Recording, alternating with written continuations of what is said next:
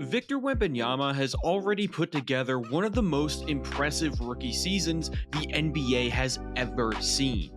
Through just 51 games, Wemby has put together a pretty elite resume for a rookie, and despite even myself saying that Chet Holmgren was the favorite to win Rookie of the Year earlier in the season, it's pretty damn clear now that Wemby deserves the trophy if he keeps this up in the final 25 games. The Spurs may not have much team success, but I think we can all agree that it really isn't Wemby's fault. Regardless though, he's been phenomenal all season long, but recently he's really turned it up to another level and has been doing things that I don't think many of us thought were possible. But how good exactly has Victor Wembanyama been? We all know the historic feats he's accomplished, but we've seen stuff like this happen in the past with much worse players. So in today's video, I'm going to break down what Wemby has been doing on both sides of the floor to try and put a more objective view on how good he's been during his rookie season. If you enjoy this kind of content and are new to the channel, please consider liking the video and subscribing. Liking the video helps it perform well in the YouTube algorithm, and I'm trying to hit 2,000 subscribers by the end of the season, and any help with that is of course greatly appreciated. But with that out of the way, let's get into it. I'm not going to make you guys wait, and you probably don't need to hear it from me, but Victor Wembanyama is really fucking good. He definitely has some flaws in his game, don't get me wrong, but for a rookie, it really doesn't matter that much, especially once you consider that despite these flaws, Wemby has still been incredibly dominant. On the season, Wemby's averaging 20 points, 10 rebounds, 3 assists, and nearly 5 stocks per game, while shooting 46% from the field and about 32% from 3 on 5 attempts. Before I get into the negatives of Wemby's game though, I'm going to go over what makes him such a special player already. For starters, a lot of it simply has to do with Wemby's size and skill set. The league has never seen a 7'4" player with an 8-foot wingspan do what he does. The way he's able to create his own shots both from beyond the arc and down low is already incredibly impressive for a rookie, and then when you add that size in, you can see why it's almost impossible to guard him already. His 3-point percentage definitely isn't ideal, but recently he's been heating it up a bit as through his last 10 games, Wemby's hitting 38% of his threes on 5 attempts, which is not only pretty impressive in general, but again, once you consider that size, it's really fucking good, man.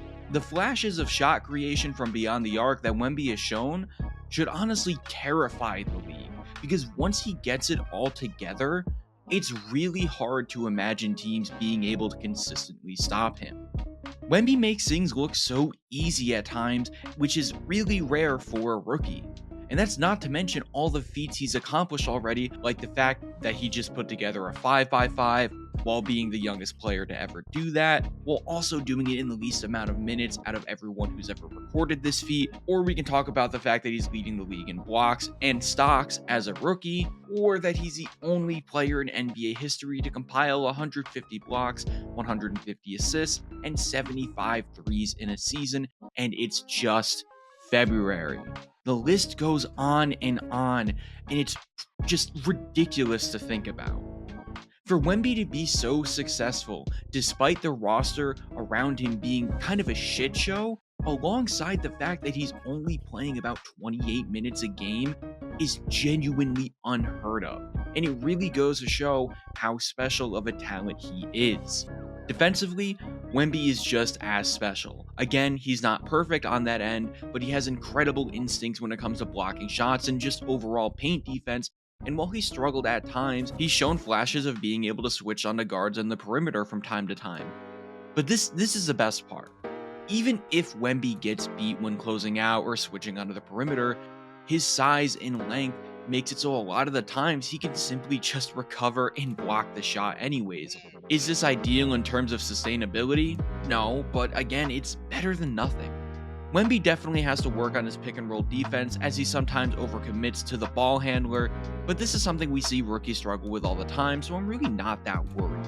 It's going to take time for Wemby to fully put it all together on defense, but leading the league in stocks as a rookie is impressive regardless of how you frame it. Blocks and steals aren't always the best indicator of how good a player is on defense, but film shows the flashes Wemby has had on that end to be incredible. Even with the struggles that are shown on film, the Spurs defense is still significantly worse with Victor Wembanyama off the floor.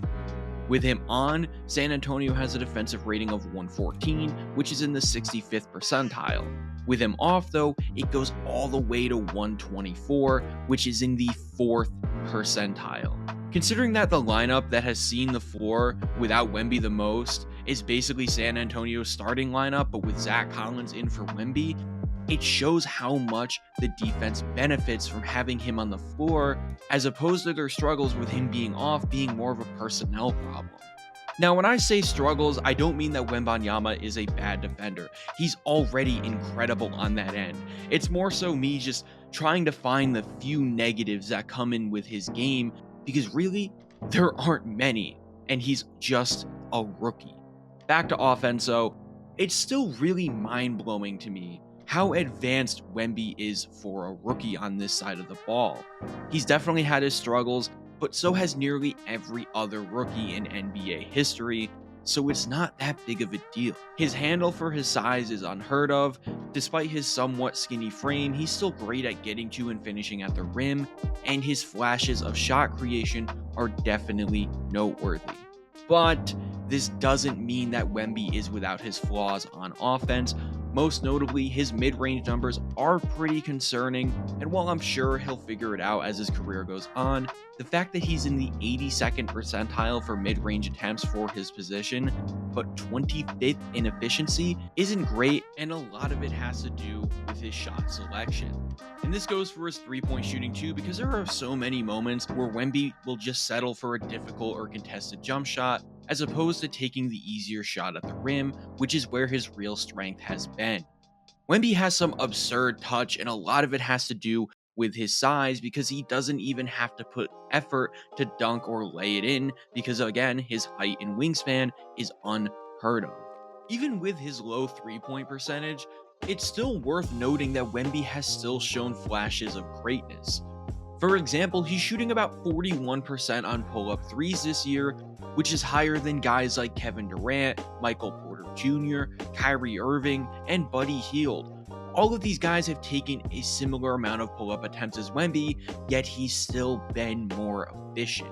Overall, while Victor Wembanyama hasn't been perfect, he's been going nowhere but up as the season's gone on. I may have thought Chet Holmgren deserved Rookie of the Year before, but I will gladly say that I was wrong with that statement. Wemby has been doing things many thought impossible, and if he keeps this up, there's genuinely no telling what his ceiling will be in the future. Hopefully though, the Spurs can start to put a more competent roster around him, because watching most of these guys play basketball is pretty painful. Most notably, they need a point guard. Jeremy Sohan was never a point guard, and the decision to try him there was just insane. And while Trey Jones is a good playmaker and him and Wemby do work together on the floor, his struggles scoring basically anywhere other than at the rim makes him a liability at times offensively, which can be a big problem. Whether they draft someone this year or maybe even trade for Trae Young, which has been rumored, the Spurs need to do something if they want to maximize Victor Wembanyama. With how incredible he's been this season, it's really scary to imagine what Wemby can do once he finally has a competent supporting cast. But with that being said, I'm going to wrap things up here. Let me know what you think the Spurs should do to maximize Victor Wembanyama in the comments below. If you enjoyed the video, please remember to like and subscribe. And before I go, I also want to apologize for the lack of content.